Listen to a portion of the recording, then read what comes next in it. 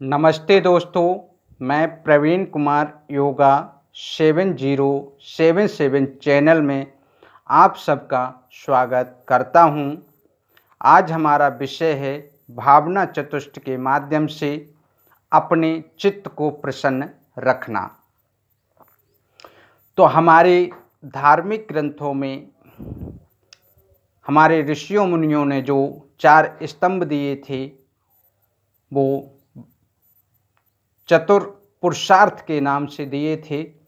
धर्म, अर्थ, काम और मोक्ष था। और यहाँ पर महर्षि पतंजलि अपने योग दर्शन में भावना चतुष्ट की बात करते हैं। भावना चतुष्ट का पालन करते हुए हम अपने जीवन में चित्त में प्रसन्नता ला सकते हैं। जब हमारे चित्त में प्रसन्नता होगी तो हमारे मन में प्रसन्नता होगी, हमारे मन में प्रसन्नता होगी, हमारा शरीर स्वस्थ होगा।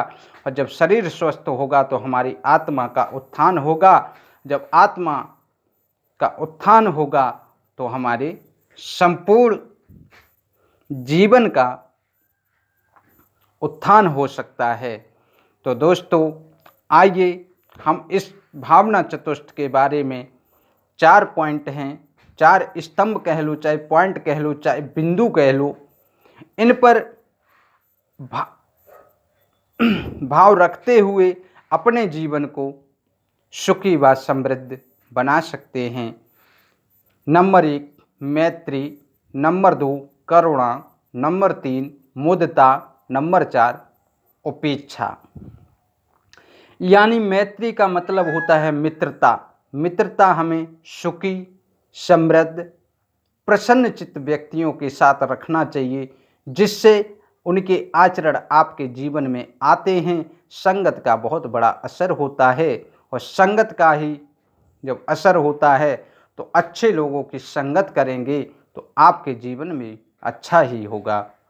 तो और जब अच्छा होगा तो आपके चित्त में प्रसन्नता होगी। इसी को हम मित्रता के माध्यम से अपने चित्त को प्रसन्न रख सकते हैं। नंबर 2 करुणा। करुणा का मतलब होता है दया करना। दया किस पर करना? जो दया के योग्य हो, दया का पात्र हो, उस पर दया करना। जैसे कोई पीड़ित व्यक्ति है, रोगी व्यक्ति है या कमज़ोर व्यक्ति है, उसकी मदद करें और मदद करके उसके जीवन में खुशियां लाने का कार्य करेंगे तो आपके जीवन में भी परमात्मा खुशियां ला सकता है, लाता ही है। और जब आप किसी को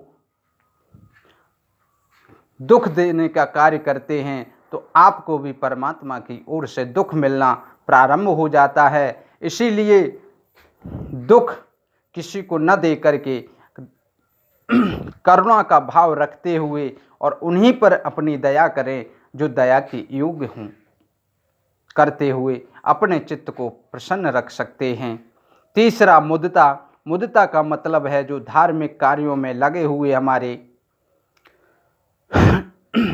महापुरुष हैं, उन महापुरुषों के देखकर मन में कोई जलन नहीं होना चाहिए। और जब जलन होती है तो हमारा चित्त मलिन हो जाता है और चित्त मलिन होने पर हमारे शरीर में रोग उत्पन्न होने लगते हैं। तो इसलिए जो धार्मिक कार्यों में लगे हुए हैं, धर्म कार्यों में लगे हुए हैं, उनको देखकर मन में प्रसन्नता होना चाहिए और हो सके तो अपना सहयोग भी और योगदान दे करके अपने चित्त को प्रसन्न रखने का कार्य कर सकते हैं।